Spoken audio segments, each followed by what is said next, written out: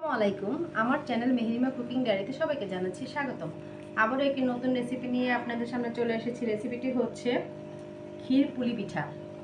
ক্ষীর পুলি পিঠা বানাতে যেসব উপকরণ লাগবে তা আমি আপনাদের একবার দেখিয়ে দিচ্ছি। এখানে আমি 5 কেজি দুধ নিয়েছি, চালের গুঁড়ো নিয়েছি আধা কেজি, গুড় পরিমাণ মতো, খেজুরের গুড়, কনডেন্স মিল্ক, গুঁড়ো দুধ। আর এই পিঠাটা যে বানাবো সেটার জন্য আমি একটা যে কোনো বোতলে একটা মুখা নিয়েছি।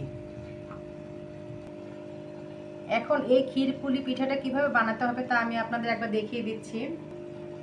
প্রথমে আমি এই যে চালের গুঁড়ো দিয়ে খামিটা তৈরি করে নিব। এই যে চুলায় আমি পানিটা বসিয়ে দিয়েছি কড়াইতে। এখন আমি অল্প একটু সামান্য একটু লবণ দিব আটাটা সিদ্ধ করার জন্য, চালের গুঁড়োটা। তারপরে এই যে চালের গুঁড়োটা দিয়ে দিব সিদ্ধ করার জন্য। এই যে পিঠা বানানোর জন্য এই যে আমি খামিটা তৈরি করে নিচ্ছি। এখন আমি একটু 2 মিনিটের জন্য একটু ঢেকে দিব। এই যে 2 মিনিট পরে আমি ঢাকনাটা উঠিয়ে দেখছি, এই দেখেন খামিটা হয়ে গেছে। এখন আমি ভালো মতো এটাকে মিক্সড করে নিব।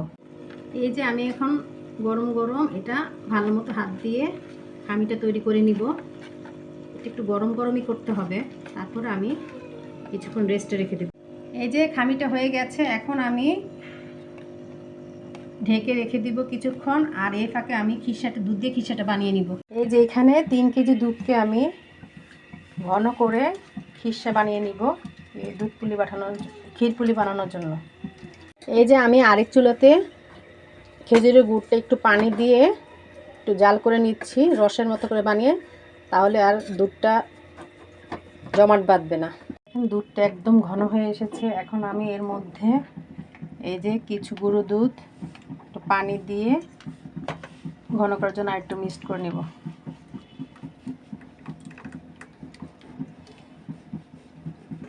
এই যে দিয়ে দিলাম। এখন কিছুক্ষণ নেড়ে তারপরে আমি গুড় দিয়ে দেব।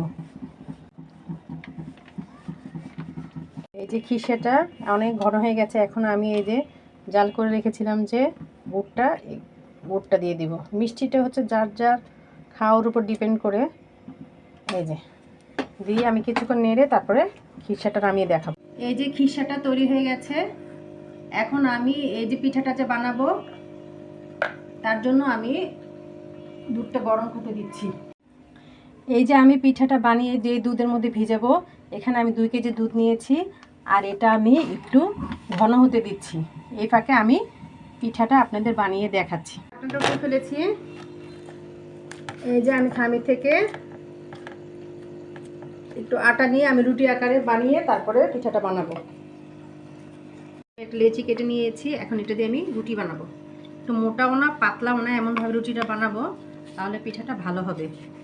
এখন দেখুন দোকানে এই যে রুটিটা বানানো হয়ে গেছে। এখন আমি এই যে মুখ দিয়ে, যে কোনো বোতলের মুখ দিয়ে এই যে এভাবে কেটে নিব।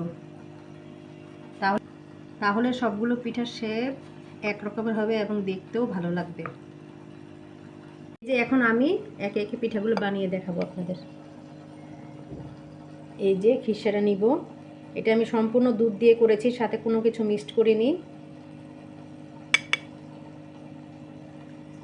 এই যে এরকম করে দিয়ে তারপরে তারপরে আমি এইভাবে মুখটা আটকে দিব, দিয়ে তারপরে এই যে আমি পিঠাটা এভাবে বেঁকে বেঁকে একটা ডিজাইন করে নেব। আপনারা চাইলে এইভাবে এমনিও করতে পারেন, আমি ডিজাইনটা করে দিলে দেখতে ভালো দেখ। এই যে একে একে আমি সবগুলো পুলি পিঠা বানিয়ে নিয়েছি। যে দুধের মধ্যে আমি এলাচ আর দারচিনি দিয়েছি, দুধটা যে ঘন হয়ে গেছে। এখন আমি সাথে গুঁড়ো দুধ দিব একটু লিকুইড করে, এই যে দিয়ে আমি কিছুক্ষণ নেড়ে নেব। যে লিকুইড করে রেখেছিলাম যে গুড়টা, সেটা এখন আমি ঢেলে দিব। আর মিষ্টিটা হচ্ছে আপনাদের ইচ্ছে মতো, যারা বেশি মিষ্টি খান তারা মিষ্টি দিবেন, যারা কম খান তারা কম দিবেন। এই যে আমি এখন আবারও কিছুক্ষণ নেড়ে নেব। এটা ঘন হয়ে গেছে। এখন আমি এই যে ক্ষীরপুলি পিঠাগুলো একে একে দিয়ে দেব। এই সবগুলো আমি ক্ষীরপুলি পিঠা দিয়ে দিয়েছি দুধের উপর। এখন আমি 10 মিনিটের জন্য ঢেকে দেব। আর ঢাকার আগে আমি একটু কর্নফ্লেক্স মিল দিয়ে নিব।